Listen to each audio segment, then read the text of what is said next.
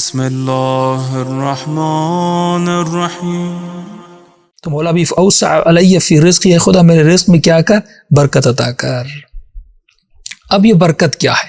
یہاں پر ایک جملہ پڑھتا ہوں، آواز آتی ہے، اللہ کی آواز بھی آتی ہے، وحی کرتے ہیں اپنے کسی نبی کو، فرماتے ہیں اذا اطعت رضیت واذا رضیت بارکت ولیس لبرکتی نہایہ۔ اے میرے بندے، جب تم میری اطاعت کرتا ہے میں تم سے راضی ہوتا ہوں، جب میں تم سے راضی ہو جاتا ہوں تو میں تمہیں برکت دیتا ہوں، اور جب میں برکت دیتا ہوں تو میری برکت کی کوئی نہایت نہیں ہے۔ یہ سوال یہاں پہ کھڑا کر سکتے ہیں کہ میرے مال میں برکت کیسے آئے، اس کا فارمولہ خدا یہ بتا رہا ہے۔ یعنی 1 ملین سے 10 ملین بھی نہ ہو، 1 لاکھ سے 15 لاکھ بھی نہ ہو کہ مجھ میں تکبر آ جائے، لاکھ ہی رہے لیکن اس میں اتنی برکت ہو۔ وہ برکت کیسے ہو؟ اللہ کہتا ہے میری اطاعت کرو تو میں راضی ہوتا ہوں، جب راضی ہوتا ہوں تو برکت دیتا ہوں، اور جب برکت دیتا ہوں ولیس ببرکتی نہایہ، اور میری برکت کی کوئی نہایت ہے ہی نہیں۔ اب خدا گارنٹی دے رہا ہے اس کی نہایت نہیں ہے۔ جب نہایت نہیں ہے تو اس کا مطلب تم کم مال میں بھی کسی کے محتاج نہیں رہو گے اور غنی رہو گے۔ غنی کا مطلب یہی نا کہ میں بے نیاز ہو جاؤں، بے نیاز بھی ہو جاؤ گے، کسی کے سوائے خدا کسی کے محتاج بھی نہیں رہو گے، اور جو خدا برکت عطا کر دے گا۔ اب یہاں پر آپ کو تھوڑا سا ایک مثال دے کے سمجھاؤں کہ برکت کیا ہے۔ برکت کو سمجھنا بہت ضروری ہے۔ اب ایک آدمی تھا، وہ کسی آدمی کے ساتھ بزنس میں معاملہ کر رہا تھا۔ اب اس نے کہا کہ بھائی مثال درہم سودا مثلاً 10,000 کا ہے، تو وہ کہہ رہا تھا پیسے میرے پاس اتنے زیادہ نہیں ہیں، تم 9,000 پہ راضی ہو جاؤ، کم پہ راضی ہو جاؤ۔ وہ بندہ راضی نہیں ہو رہا تھا۔ اس نے کہا دیکھو کم پہ راضی ہو جاؤ، انشاءاللہ اللہ اس کم میں تمہیں بہت برکت دے گا۔ تو اس نے اس کی مذاق اڑانا شروع کی، اب بندے خدا یہ برکت والی باتیں کسی اور سے کرو، کیا مطلب برکت؟ اس نے کہا کیوں؟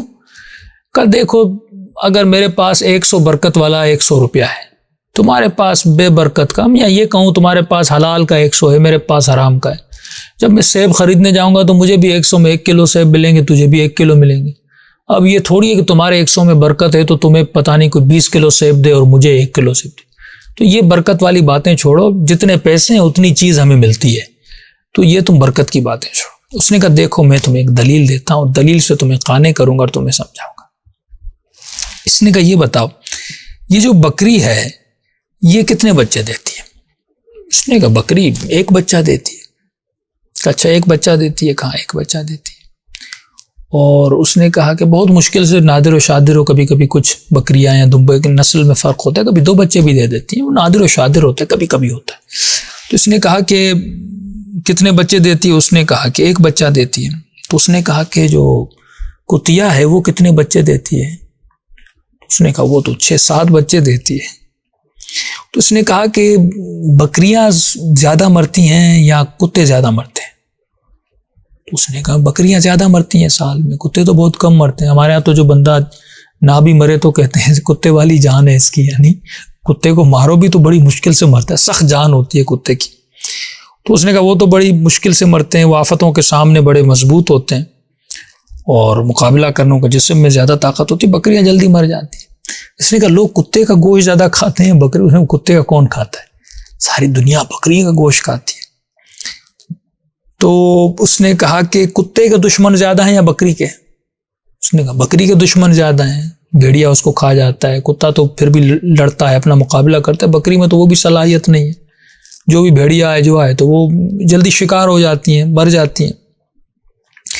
تو اس نے کہا یہ بتاؤ سب گوشت بکریاں کروڑوں کی تعداد میں ذبح بکریاں ہوتی ہیں، کمزور بکریاں ہیں، بچے کم وہ جنتی ہیں، گوشت ان کا کھایا جاتا ہے، اور کتے بچے بھی زیادہ جنتی ہے، اور جو ہے کھاتا بھی اس کو کوئی نہیں ہے، دشمن بھی اس کے اتنے نہیں ہیں۔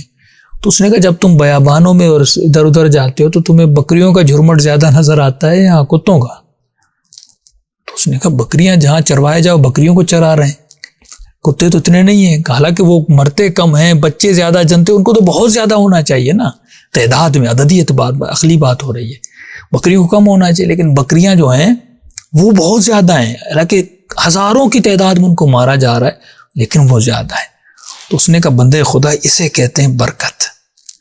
خدا نے اس حیوان میں برکت رکھی ہے، دوسرے حیوان میں برکت نہیں رکھی۔ رسول خدا جناب ام سلمہ کے گھر میں آئے اور کہا ام سلمہ تیرے گھر میں برکت نہیں ہے۔ اب رسول خدا کی بڑی عاقل اور سمجھدار بیوی تھی، اس نے جواب دیا کہ رسول اللہ نہیں، میرے گھر میں بڑی برکت ہے۔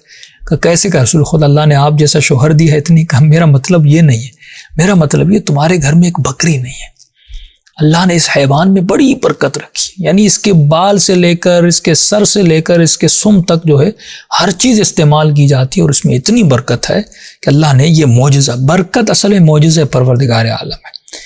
تو اتنا پیسہ بھی نہیں ہوگا، لیکن پیسہ کم ہوگا، لیکن خداوند عالم پروردگار عالم اس میں کیا کہتا ہے؟ برکت دیتا ہے۔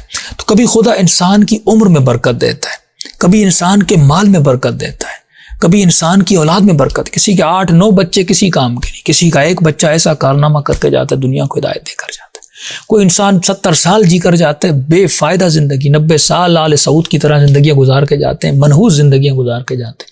لیکن کبھی کبھی انسان کم زندگی گزار کے جاتا ہے، اس میں بہت برکت دیتی ہے۔ شیخ مفید رضوان اللہ علیہ 70 سال ان کی عمر تھی، 30 توقی امام زمانہ، یعنی 30 خط امام زمانہ نے، یہ واحد عالم دین ہے، 30 خط امام زمانہ ان کو لکھتے ہیں۔